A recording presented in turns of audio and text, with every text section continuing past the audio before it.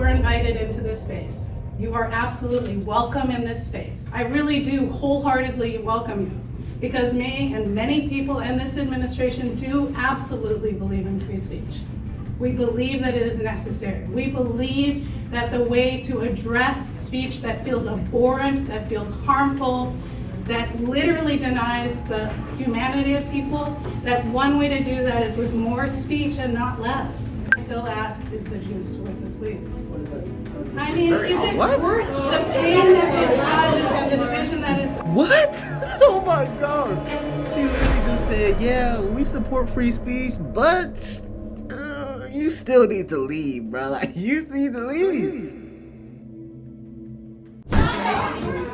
A shoutdown of a federal judge last week at Stanford Law School is getting a lot of coverage. Let's break down what happened. Federal Court Judge Stuart Kyle Duncan was supposed to speak to members of the Federalist Society at Stanford Law School, but protesters showed up to shout Duncan down. Duncan was invited by members of Stanford Law's Federalist Society, but protesters who filled many of the seats in the room heckled Duncan every time he tried to start talking.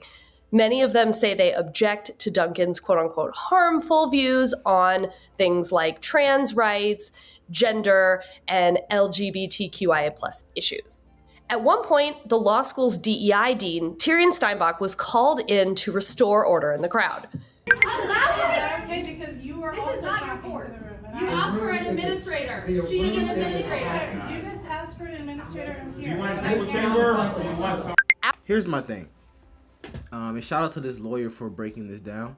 I'm going to link her channel at the end of this video. But here's my thing. Why invite someone to a university or a school if you're just going to heckle them the entire time? And when he calls for an administrator to say, well, y'all invited me to speak. Why am I here? I need someone to help me because I can't get no words out. People in the crowd said, well, here's the administrator. The administrator is against him. And I don't even know what his views are. I really don't. I don't know what his views are. I don't even know the context of the situation. I know as much as you do. All I know is that he was invited to speak at the school. Invited. Hey, can you come out here and speak? Okay, so if he's coming out there to speak, y'all need to show him the level of respect that he deserves, because he's obviously done something good enough to come speak at this school. But the fact that the administrators aren't letting him speak, I don't know if they're students, she said protesters, the students aren't letting him speak. Come on, man, like, is anyone gonna, like, go on his side? Like, we don't even know what he's done yet. Taking over Duncan's podium in a way that he seemed pretty uncomfortable with. It may or may not have been against his will. Your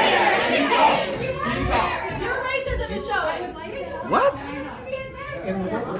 Wait, Respect black women. if you want a mother... Wait, what? They're just shouting random things. Your racism is showing respect black women. Okay, I need to know what this lawyer did. I really know what this lawyer did. And my question is this. If he's done something so bad, so horrendous, that he's getting this type of reaction, then why was he invited to the school? So what does this tell me? My critical thinking skills tell me that he didn't do anything that's that bad if he's still getting invited places, if he still has a job. So the fact that he does, and he's getting invited to speak, just tells me that, okay, maybe what he's done isn't that terrible. But you never know. It's 2023. I need to look into it. I have to admit that. But people are just shouting stuff at him. The administrator is obviously not doing anything.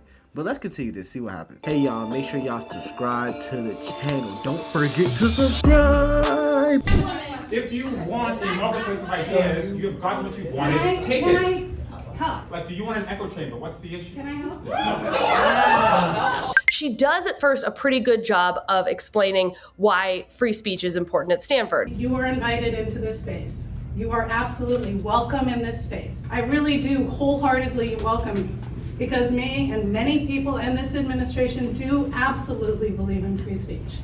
We believe that it is necessary. We believe that the way to address speech that feels abhorrent, that feels harmful, that literally denies the humanity of people, that one way to do that is with more speech and not less.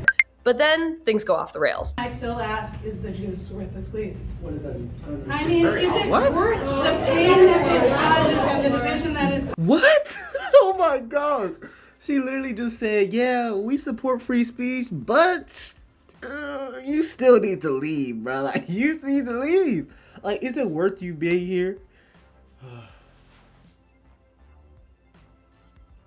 And I'm an advocate, like y'all know. I'm an advocate for colleges. I think college students are. I think on the most head, college is an extremely hard place. Like you work hard in college. Believe it or not, you work really hard when you're here. For the most part. But when I watch videos like this, I see why people aren't a fan of colleges. I see why people say colleges are like where you brainwash people, or like where you go to like indoctrinate people. And although I don't fully agree with that, I see why people say that. Because when I watch videos like this, you invite speakers to the school that the crowd doesn't agree with, and y'all literally are not letting him speak while gaslighting him into saying that we are letting you speak. She literally just said, this professor, yeah, we support free speech, wholeheartedly support it. But is the juice worth the squeeze? Do you really want to try to speak here? Well, yes, I do. But we're not really going to let you speak anyways. Like, you're literally gaslighting. If you have something so incredible important to say about Twitter and guns and COVID, that is worth this impact on the division of these people.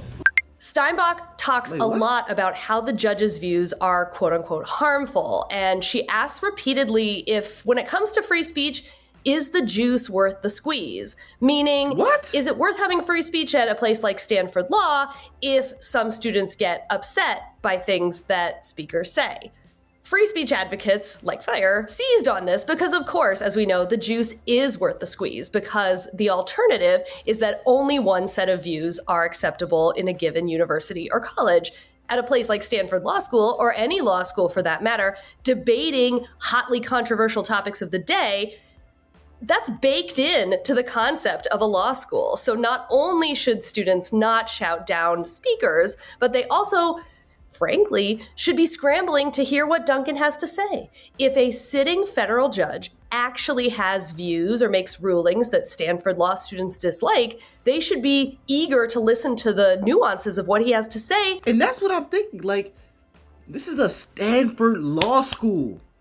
And here I am. I'm a little confused, honestly, because she's saying they don't like his views on what, weapons and I guess the way we handle certain illnesses or sicknesses within the country. But then earlier in the video, and I hope y'all remember this, they were yelling like random things at him. They're like, "You're racist. Protect black women."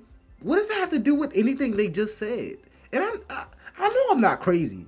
I'm not crazy. Also, do not forget to subscribe to this lawyer. I'm going to link her channel at the end of this video. Get her to 10,000 subscribers. Anyways, I don't understand. Like, y'all are law students. Aren't y'all going to be our future lawyers?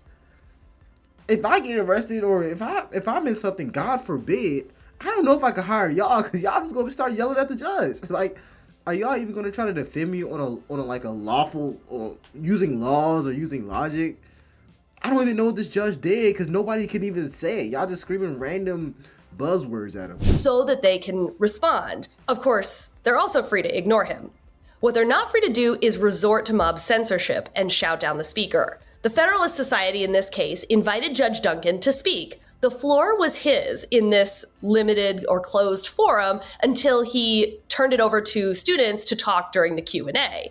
This is unlike other open public areas of the campus where these students could protest peacefully. When a speaker is speaking on campus and they're controversial and students want to protest that speaker, schools like Stanford can and definitely should give protesters space contemporaneously nearby on campus to protest. But as we saw here, the students are shutting down every side of the conversation except theirs. In the interceding days, they've repeatedly said, hey, we have a free speech right to counter speech. Students definitely have the right to counter speech in the form of peaceful protest and other sorts of expression. And thank you for this lawyer. She's extremely intelligent. Y'all aren't really... Here's what's happening. They're using the term protest in order to way to silence him. That's what they're doing. They're silencing him. They're not even giving him the chance to, for one, say his views, because we're watching the same video. He has not even been able to say his views. He called an administrator in so she can quiet down the crowd so he can literally just speak. For 2, they're saying, oh, we're just protesting. This is not protesting. This is his forum. Like she said, he has the ground. He has the floor. And 3, this is just extremely disrespectful. And y'all are using terms like protesting or fighting for justice to justify disrespect. At the end of the day, he's a speaker. He's your elder. People don't even mention elders no more. People don't care about that. People don't respect their elders. It's just a respect thing. Like, okay, you may not agree with what he's saying, unless it's like something extremely harmful. Like, okay, you cannot speak, which I don't think that's the case here. Then at the end of the day, you need to respect your elders.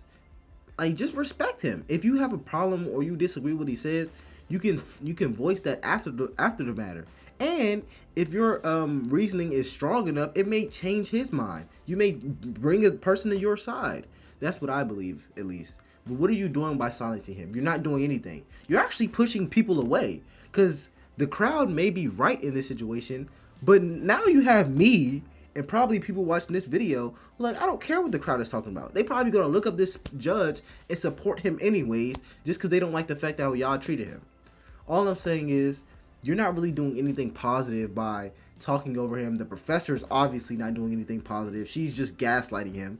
This is terrible. Shouting down a speaker in the middle of his speech, then there's no speech to counter.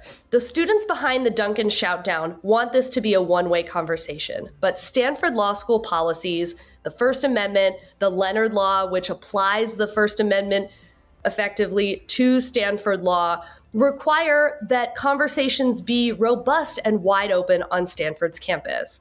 The president of Stanford, Mark Tessier-Levine, and the dean of Stanford Law School, Jenny Martinez, have repeatedly apologized for what happened last week and promised to enforce their policies on free speech and anti-disruption in the future. FIRE will be watching to make sure they do. Yeah.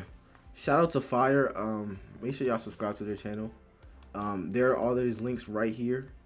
But yeah, this is just terrible, man. Like, they were really getting in on him. They were talking about how they didn't really talk about anything. They were just yelling random buzzwords. Like, I don't even know what they're really mad at. Like, I literally just heard random things about his... I don't even know, bruh. And that's the only thing. Every time I watch these type of videos, you never even know why people are upset. You just know that they're upset. You hear random buzzwords, and it's just that. But yeah, if y'all have any more suggestions for me, comment down below. Make sure you subscribe to the FIRE org, and I'll see you on the next one.